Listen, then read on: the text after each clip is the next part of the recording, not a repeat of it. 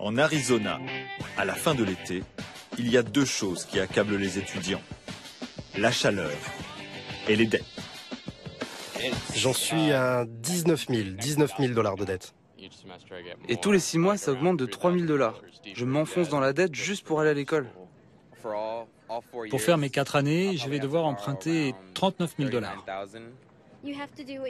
On n'a pas le choix et les prêts sont là pour nous aider. Il va falloir que je trouve un boulot pour rembourser mes dettes. En même temps, je voudrais continuer mes études et si je fais ça, malheureusement, je vais augmenter mes dettes. C'est effrayant. L'idée qu'il y a 1000 milliards de dollars de dettes que tous les étudiants du pays devront rembourser, c'est inacceptable. C'est un chiffre obscène. Je pense que ce n'est pas juste d'avoir à payer tout ça. Ça ne devrait pas coûter aussi cher d'aller à l'université. 1000 milliards de dollars, c'est l'encours de toutes les dettes étudiantes aux États-Unis. En publiant ce chiffre à l'automne 2011, la Réserve fédérale américaine a provoqué un électrochoc dans le pays. En particulier ici, à Phoenix, la Silicon Valley de l'éducation supérieure. Nous sommes à l'Université d'État de l'Arizona. Avec 72 000 étudiants, c'est la plus grosse université publique des États-Unis. Face à la concurrence des autres universités, rien n'est trop beau pour attirer l'étudiant. Il y a plein de choses à faire. Je suis dans 5 clubs différents. Je suis très occupée. Et c'est beau ici. Le climat est super. Il n'y a pas de neige en hiver. J'adore. Tori a 19 ans.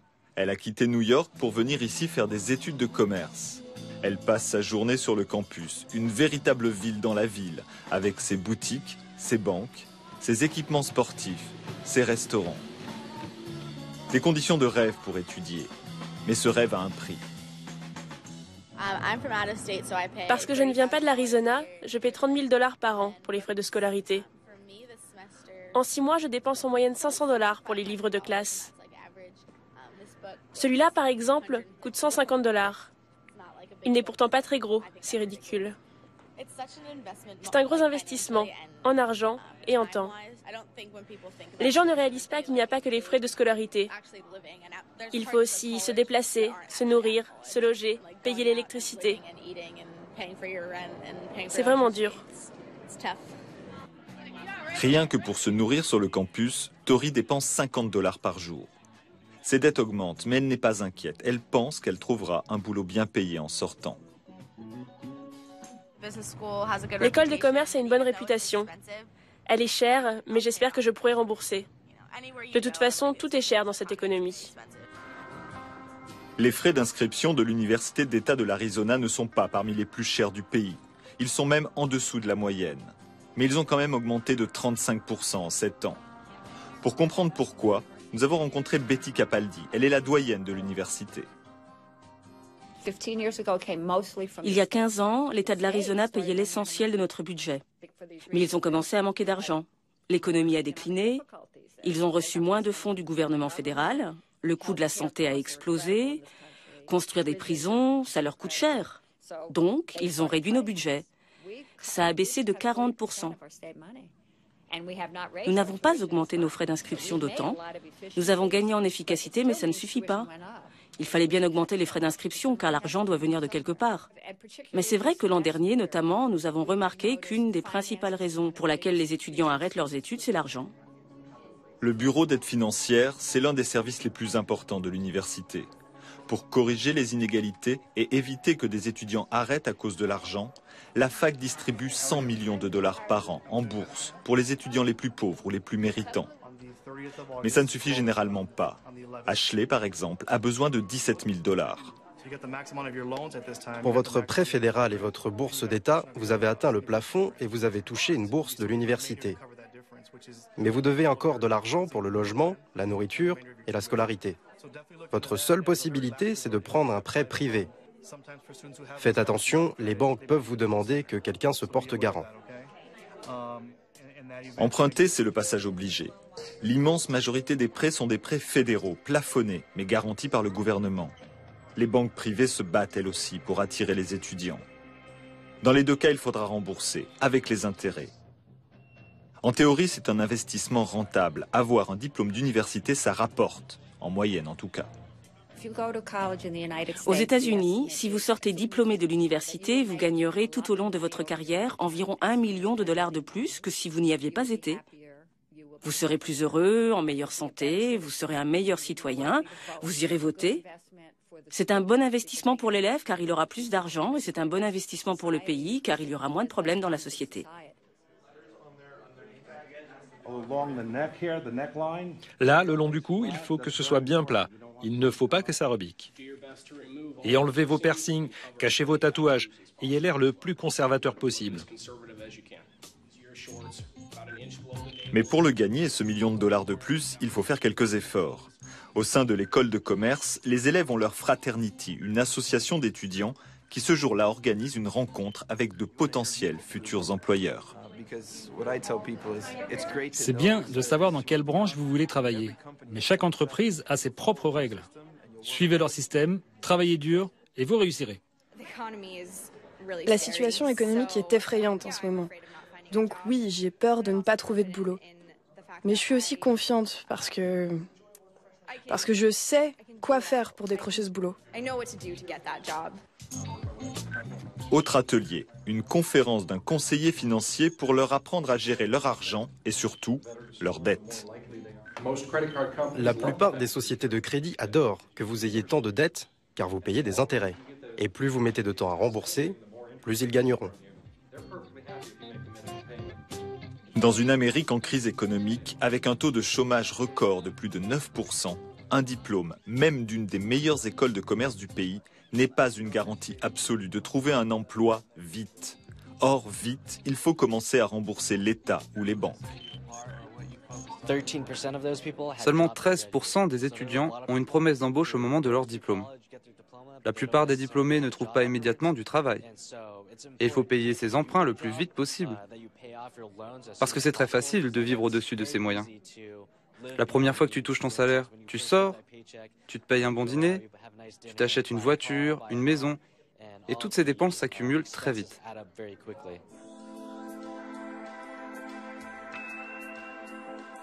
La dette étudiante, c'est en fait quand on n'est plus étudiant et qu'il faut la rembourser que ça peut devenir un vrai problème. La maison, c'est une location, la voiture, une occasion.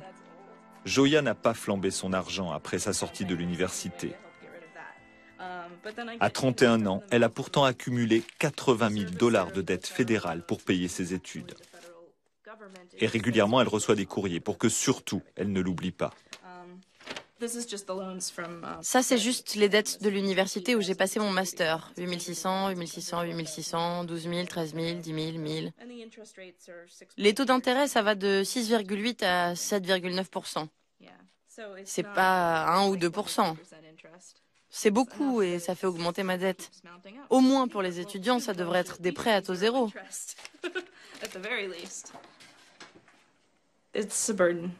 C'est un fardeau. C'est beaucoup de coups de téléphone pour essayer d'obtenir des délais de paiement, beaucoup de temps à attendre une réponse. Tout un tas de choses dont je préférerais ne pas m'occuper. Mais je dois prendre ça en compte quand je fais des projets, quand je pense à mon avenir, car j'ai toujours cette épée de Damoclès au-dessus de ma tête. Essayez de marcher plus lentement. Soyez plus souple sur vos pieds. Certes, Joya n'a pas choisi droit, commerce ou médecine. Elle est metteur en scène de théâtre. Elle a étudié à New York dans l'une des meilleures écoles du pays, puis à Phoenix, où elle a obtenu un master qui lui permet d'être enseignante. Elle a 4 boulots différents et gagne, selon les périodes, entre 1 000 et 2 000 $ par mois. Rien que pour ses dettes d'étudiante, elle doit rembourser 700 $ par mois. Ses retards de paiement s'accumulent et elle attend le moment où les agences de recouvrement de dettes s'en mêleront. Ils me prendront tout ce qu'ils pourront et puis c'est tout. Si je ne peux pas payer, j'arrêterai de payer. Je ne vais pas sacrifier le reste de ma vie à cause de ces dettes. Peut-être que certains vont dire que je suis irresponsable. Moi, je crois que c'est le système qui est irresponsable.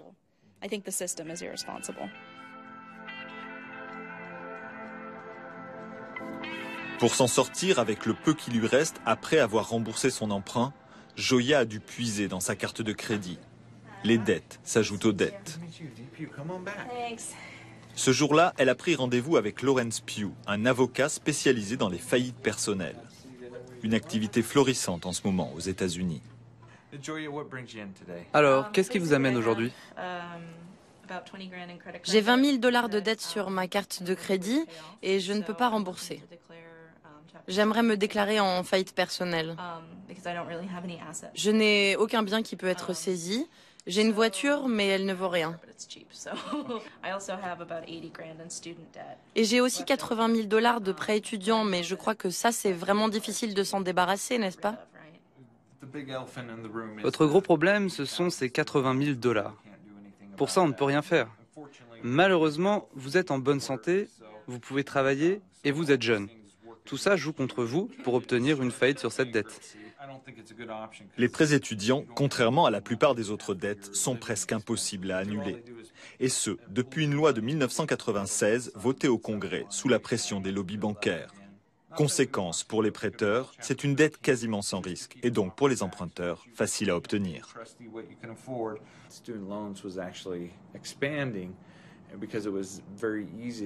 Les prêts étudiants se développent car ils sont très faciles à obtenir pour payer les frais de scolarité.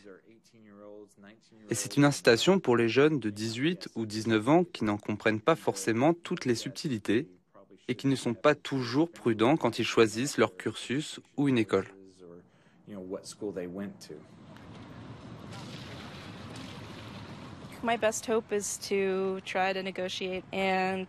Mon seul espoir, c'est de négocier et de bénéficier d'un plan de remboursement basé sur mes revenus. Je paierai ce que je pourrai pendant 10 ans ou peut-être pendant 25 ans et j'espère qu'ils effaceront le reste. Mais dans tous les cas, ce sera long. Il n'y a rien d'autre à faire. Pris dans la spirale de la dette, certains arrêtent tout simplement de rembourser. Une mauvaise solution, synonyme d'intérêt qui augmente et de saisie des comptes bancaires. En 2 ans, le taux de défaut sur les prêts étudiants est passé de 6 à 9%. En Arizona, c'est plus de 15%, record national. En cause, le développement d'un nouvel acteur, les universités privées à but lucratif. La plus importante a son siège ici, l'University of Phoenix, avec plus de 300 000 étudiants inscrits dans le pays. Ici, les étudiants peuvent évaluer leurs connaissances. Par exemple, est-ce que je sais écouter? Oui. Ancienne étudiante, Alyssa travaille au service de communication de l'University of Phoenix. Ça tombe bien, la com c'est au cœur du modèle de cette université high-tech qui se veut l'université de demain. Pas besoin d'un immense campus et de milliers de profs, l'essentiel des cours se fait par Internet et même par téléphone portable. En 2011, nous avons lancé une application University of Phoenix pour iPhone. À ce moment-là, j'étais en dernière année de master, je travaillais pendant la journée et le soir, j'étais serveuse. Je m'occupais de mes tables et quand j'avais 15 minutes de pause, je pouvais me précipiter dehors, me connecter à ma classe avec mon iPhone, écrire mes devoirs, interagir avec d'autres étudiants, envoyer mes devoirs et retourner au travail. Impossible, lors de notre tournage, de rencontrer un actuel étudiant. Et pour cause, les salles de cours ne sont utilisées que le soir, et grâce à un système de caméra, un prof peut même enseigner à plusieurs classes à la fois. L'University of Phoenix cible une clientèle différente de celle des universités classiques. Des adultes qui travaillent et veulent obtenir un diplôme pour progresser dans leur carrière. Nous avons ouvert la porte à des gens qui ne peuvent pas aller à l'université de l'Arizona parce qu'ils n'en ont pas le temps.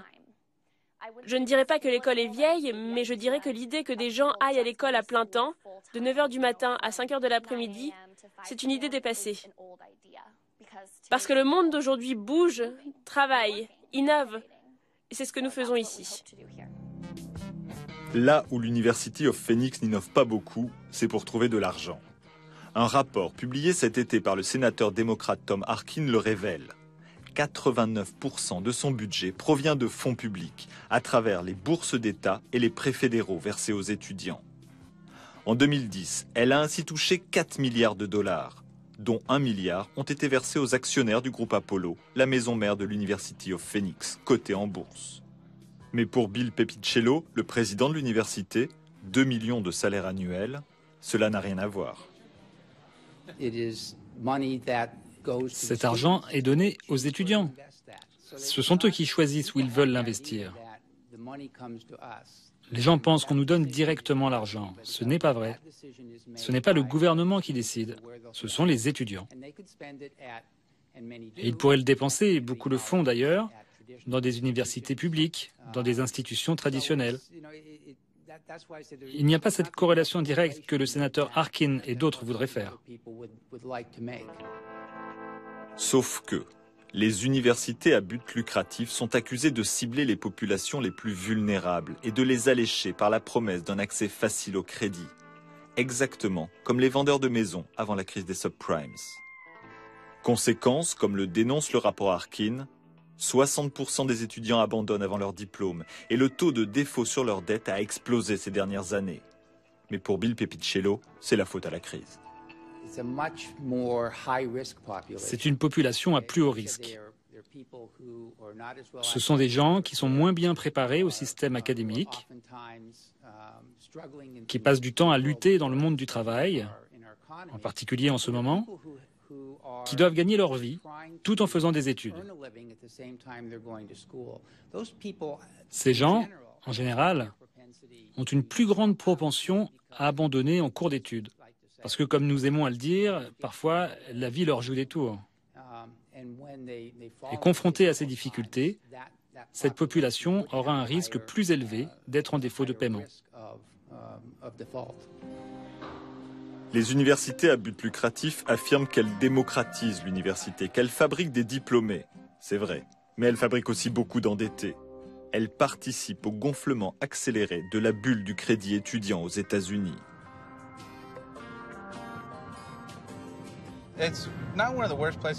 L'Arizona n'est pas le pire endroit pour la qualité de l'enseignement supérieur, mais c'est un des pires pour son coût. Avec la récession, mais ça avait commencé avant, on a vu les universités aller vers la privatisation. Il y a moins de fonds publics et l'idée progresse que l'éducation n'est plus un bien public, mais un bien privé. Dan Sullivan travaille pour l'Association des étudiants de l'Arizona. À l'approche des élections présidentielles, l'association fait campagne pour inciter les étudiants à s'inscrire sur les listes électorales. Bonjour, vous êtes inscrit pour voter ? Non. Venez, ça prend 2 minutes, on peut faire les démarches pour vous. Officiellement, elle ne soutient aucun candidat, mais clairement, Obama a ses faveurs. Surtout depuis que la majorité républicaine au Congrès a proposé de doubler les taux d'intérêt sur les prêts étudiants. Le président Obama a des solutions sur la question des dettes étudiantes. Il veut augmenter le nombre de bourses et il s'est opposé au doublement des taux d'intérêt sur les prêts fédéraux. Quant à Mitt Romney, je ne pense pas qu'il ait un plan pour s'attaquer au problème. Une des mesures qu'il suggère, c'est que les étudiants empruntent à leur famille plutôt qu'à des institutions.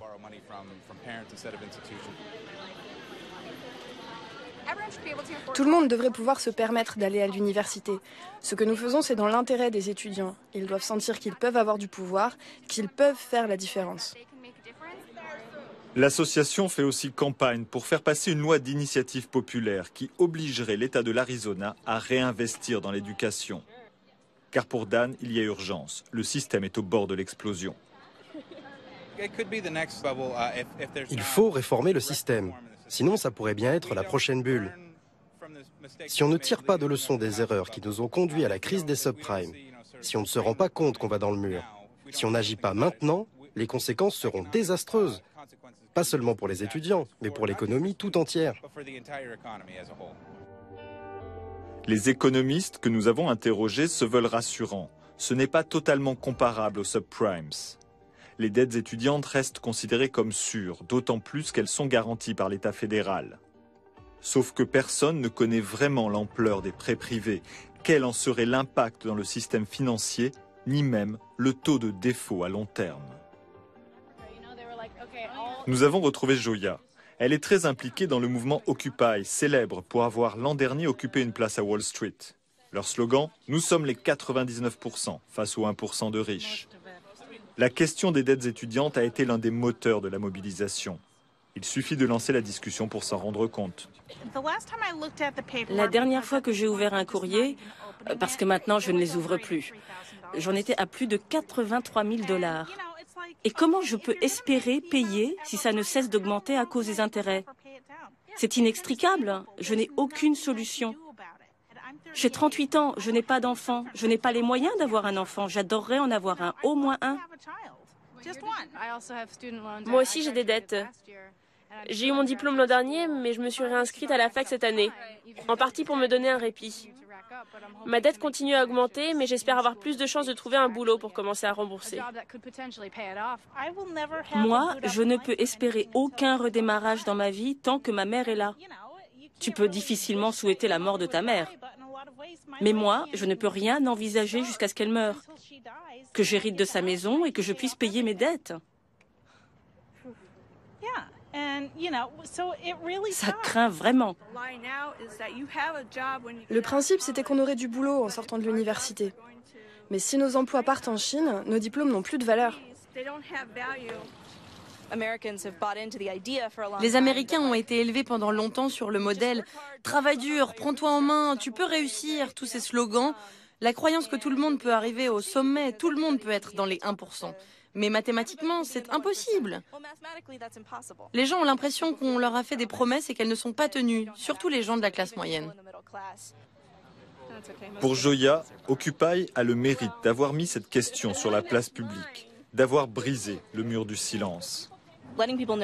Ça permet aux gens de réaliser qu'ils n'ont pas à avoir honte de devoir de l'argent. C'est stupide de penser que ça définit ce que vous êtes, alors qu'en fait, on fait juste partie d'un système qui nous a mis dans cette position. Des sites internet appellent à la grève des remboursements. Il est peu probable que ce mot d'ordre soit massivement suivi.